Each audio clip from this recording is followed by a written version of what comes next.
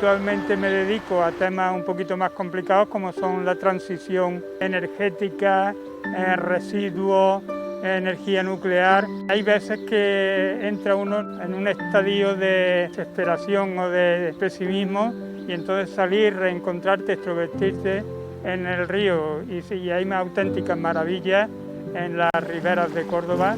Los sotos son la vegetación en cualquier río, en cualquier arroyo. ¿Qué importancia tienen? Pues que el río es fuente de vida y entonces es la interacción de un montón de especies que se mueven fuera de la ribera. Hubo un grupo de observación y defensa de las aves de Córdoba, GODESA, que se dedicaba básicamente a estudiar lo que había aquí en los sotos de la Albolafia e intentar conseguir alguna figura de protección. Y se consiguió que esto fuera declarado monumento natural.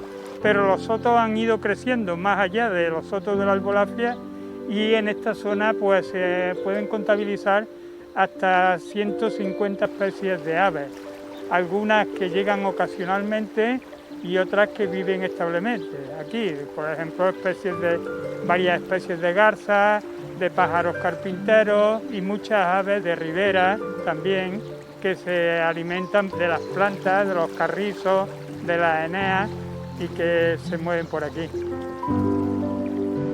En época nupcial cambia el plumaje, la coloración de pico y ojos de algunas especies. También modulan su canto. Todo vale para llamar la atención de la pareja. Cada vez me gusta ver más gente con cámaras, más gente con prismáticos y compartir. Y a lo mejor me gusta mucho pasear y encontrarme con Pepe y decirme, pues si ha visto por allí el pico menor, ir corriendo. Me gusta que cada vez somos más personas las que aparecemos en el río. Tenemos dos grandes monumentos en Córdoba, uno en la Mezquita y otro son los sotos de la Albolafia. Ya era monumento natural desde el año 2001, pero queríamos seguir manteniendo nuestro río y luchando porque no dividiese a la ciudad. Ahora mismo vuelve a estar otra vez como dividida por el río, por toda la vegetación que tiene, no nos permite ver el sur. ¿De quién dependen los ríos? Los ríos dependen de Confederación Hidrográfica, pero sin embargo en los tramos urbanos es la actividad urbana la que aporta materiales. Aquí detrás estamos viendo, por ejemplo, una gran cantidad de toallitas no desechables que se vierten a través de los váteres de nuestras casas y terminan en el río. Esta zona en concreto tiene también competencia de la Consejería de Medio Ambiente. El problema está en que toda actuación que se haga es bastante costosa y es el por lo que no se avanza. Y ahora sabemos que desde la empresa municipal de recogida de residuos de basura se va a hacer un mantenimiento anual, con un presupuesto anual parece de 300.000 euros, para mantener la ribera limpia. Son como 13 kilómetros de ribera que tendría que estar limpiando y manteniendo. Protegidas por una distancia prudencial del casco urbano, llegamos a Las Pajareras. Las aves han elegido su ciudad dormitorio.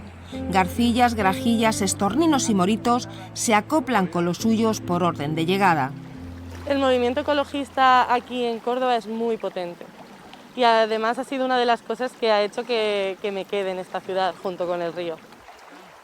Desde que se comienza a industrializar el campo, en los olivares se encuentran zonas donde se pierden 200 toneladas de suelo por hectárea y año. Eso ha provocado que haya gran cantidad de sedimentos y esos sedimentos cuando llegan a Córdoba y se encuentran con los puentes y se encuentran con los molinos, se depositan y han hecho que aparezcan isletas donde antes no existían.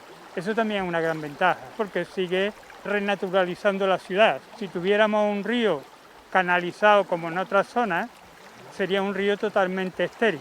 El problema es que si lo dejamos, que sigan acumulándose los limos y los sedimentos, en muchos casos aparecen fauna invasora, no se generan ventanas para poder vislumbrar los aves. Yo soy una especie de Tom Sawyer del Guadalquivir, para que os hagáis una idea. Realmente mi padre, una de las cosas de los legados que me dejó fue el contacto con el río y la curiosidad por las criaturas que hay. Él era pescador y yo empecé a desarrollar más curiosidad por los propios peces que por la pesca. El hombre, ¿qué es lo que hizo? Segmentar el río Guadalquivir a través de la construcción de presas. ¿Y por qué le afecta esto a los peces? sería la siguiente pregunta. Si tú a esos peces que hacen esas migraciones reproductoras le colocas una barrera, como fue la presa de Alcalá, pues te estás cargando todo ese flujo que o bien venía del mar hacia el río o bien a la inversa. Uno de los problemas serios de conservación que tienen los peces, además de las presas, son la presencia de especies exóticas invasoras.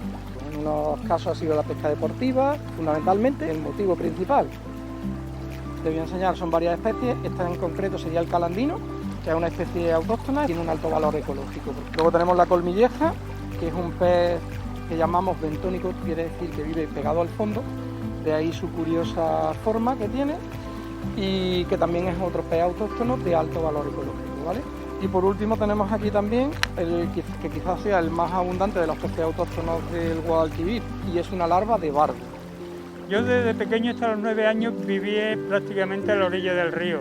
Todos los días también, cuando era un poquito más mayor, cruzaba el río para ir al colegio.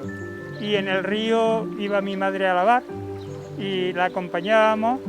En el río nos bañábamos también. Soy de un pueblo de Córdoba, entonces yo vine a Córdoba cuando empecé a estudiar. Y de tener el río enfrente, vamos, salir de casa y encontrarme con el río, pues desde hace 23 años. Cuando consultas la oferta turística que tiene Córdoba para ti, no hay itinerarios centrados en el río. Cuando el calor aprieta en Córdoba, la gente se viene a la orilla del río a comer por la noche para intentar aliviar el calor de las casas que tienen a lo mejor 35 grados en su interior. Y ahora, sobre todo en la pandemia, la gente ahora se ha dado cuenta de que tiene un río precioso, paseable, y te encuentras a partir al atardecer, ahora mismo está lleno de gente paseando. Yo creo que la opinión ha ido cambiando, ha ido ganando, ha ido mejorando, y la idea sería continuar en esa línea.